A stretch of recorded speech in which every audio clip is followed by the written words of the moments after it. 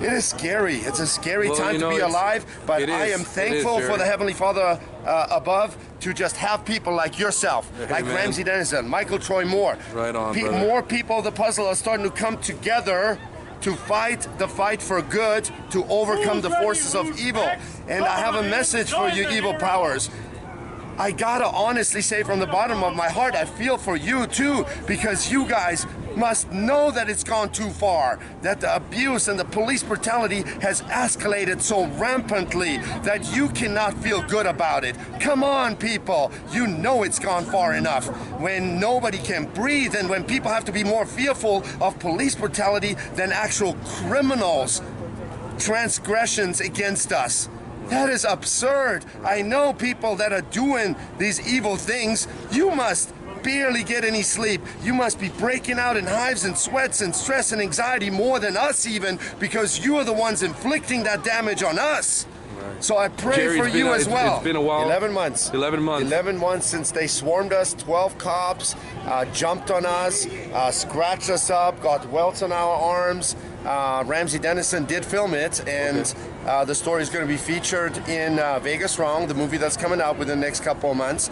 Yeah, of course, we're very apprehensive to even perform. We've been too fearful to come out for the last 11 months because what they've done, the pattern of practice. Let's clarify the pattern of practice. The pattern of practice is to enforce phantom laws. And what we have to do just to survive is comply with the lie. There is no constitutional C2 ordinance. There is no keep walking law. I already have the court judgment. I was the court judgment on October 20th, 2017, Lechner versus State of Nevada, that proved that there is no keep walking. The judge took 20 days to come back for a ruling because he wanted to get it right.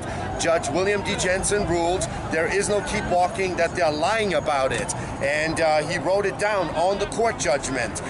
What does that even sound like? Keep walking? Right. A keep walking ordinance? Oh, can I jump on one leg? What speed do I have to walk in? Do I have to turn around? Do I have to, do certain breathing patterns? Right. What does that sound like? Of course there's no keep walking ordinance, but they're enforcing it under the threat of false arrest or under the threat of taking all our stuff, taking all our money. They've never got our money back. I never get my money back. They just keep your money. They've already operating over $300 and all. Yeah, the damage. They destroyed. They broke in my company van. $50,000 of costumes while they're pacing up and down. Illegal costumes, illegal costumes. Oh, really? What are we going to go to In-N-Out Burger next and accuse them of illegal lettuce and tomato? What does that sound like? Illegal costumes. Costumes? Showgirl feathers, angel wings, and I'm even a licensed business and tax-paying business, but because I am a licensed business and they knew that I had multiple renters out here, they knew as soon as they beat down on me, everybody else will fall because I was the legit person. Wow. I've just had to be too apprehensive about even coming out, and therefore my life has completely turned upside down. The definition of obstructing use is that I have to interfere with up to 10 persons per minute. That means every 6 seconds I have to block somebody. Every 6 seconds I have to block somebody. Never gonna happen.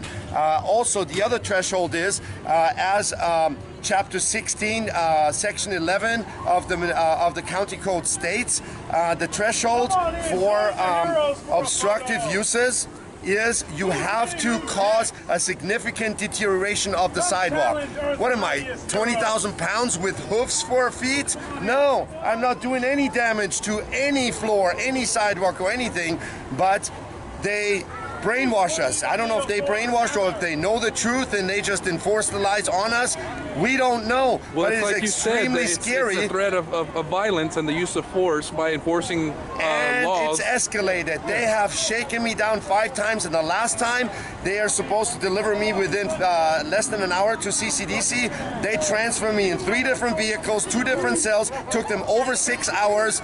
They tried to brainwash me into believing that they would kill me, and they had me convinced. Wow. It took everything in my power to suppress the urge to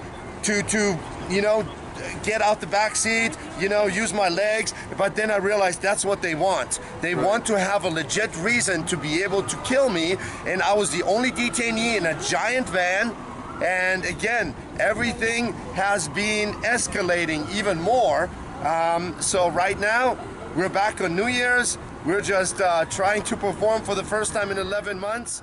And so yeah, it's very scary. They have completely extinguished our ability to perform, even though the courts and the county are siding with us. They also signed the memorandum of understanding, as I understand it, in 2011.